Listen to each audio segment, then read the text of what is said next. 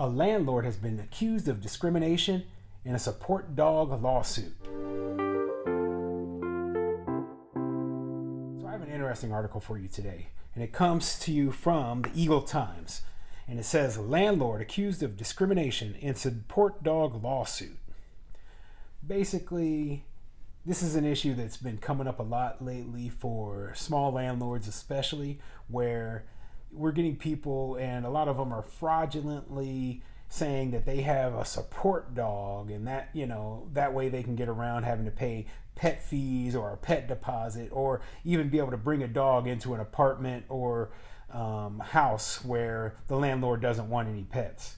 So in my case personally, I allow pets in all of my properties, okay, but I do have, the pet security deposit of $250, and I charge $100 more a month in rent if somebody does have a pet in there, okay? So the reason I do that is because dogs and cats and other pets do cause, minor wear and tear, or sometimes major wear and tear. There's cats who like to spray, they can spray the walls, and you would have to, if a cat sprays the drywall, you might have to cut that piece of drywall out. If a cat pees in the carpet, or a dog pees in the carpet, you might have to completely replace the carpet.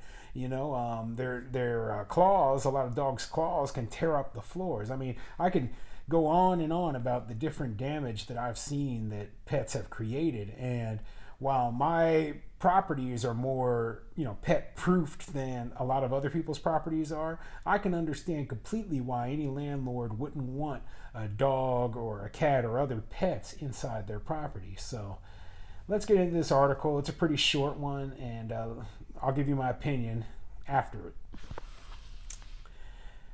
A landlord has been accused of discriminating against a tenant by not allowing her to house an emotional support dog for her anxiety and depression, the U.S. Attorney's Office said in a lawsuit.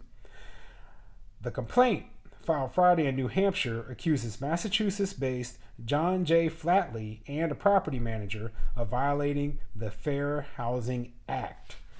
Yeah, you have to be very, very careful when you're renting out to people to make sure that you're not violating the Fair Housing Act. I actually do have one tenant who has an emotional support animal in one of my houses, and fortunately, because I accept pets, it's no big deal. But you're not able to charge somebody who has a emotional support animal extra security deposit or extra rent. But I didn't see that as a big deal at the time. It's just a very small dog, and these people are pretty good tenants, so it wasn't an issue for me. But I can see it being an issue for other people, and in this specific case, you'll find out in just a minute why I say that.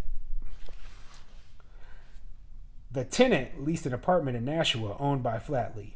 She had used a Saint Bernard for emotional support for several years. Sometime after moving in, she asked permission to have the dog.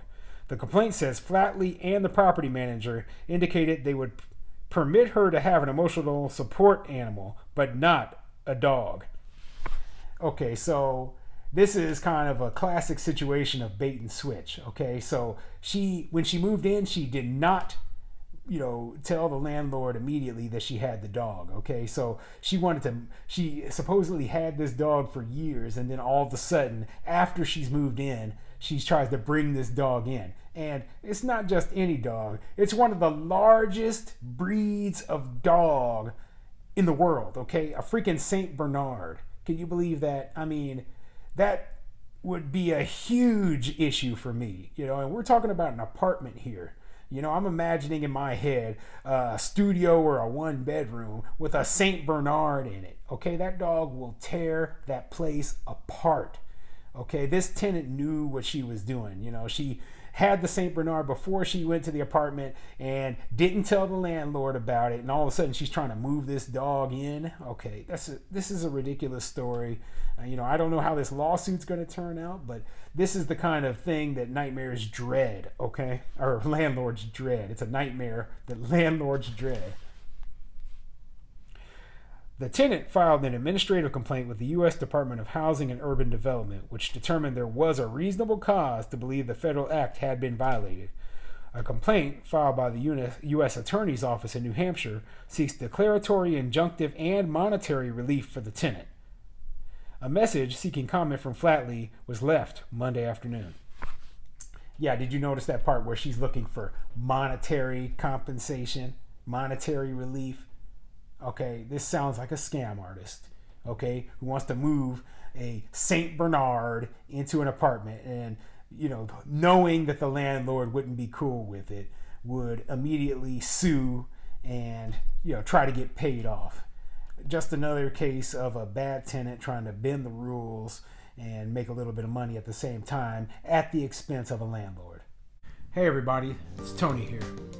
Now, I've been getting a lot of comments and a lot of flack basically for bringing up what's happening to landlords all across the U.S. during these eviction moratoriums.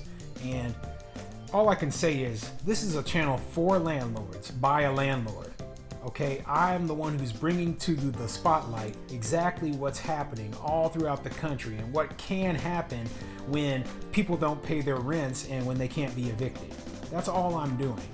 And all I ask is for a little bit of support. If you can support me just by hitting that subscribe button or hitting that like button, I'll keep bringing you more stories like the ones that I brought to you so far. And if you're a tenant, just understand that not all landlords are bad. We're not all out there who are, greedy and rich. All that we ask is that you realize that we're human too, okay?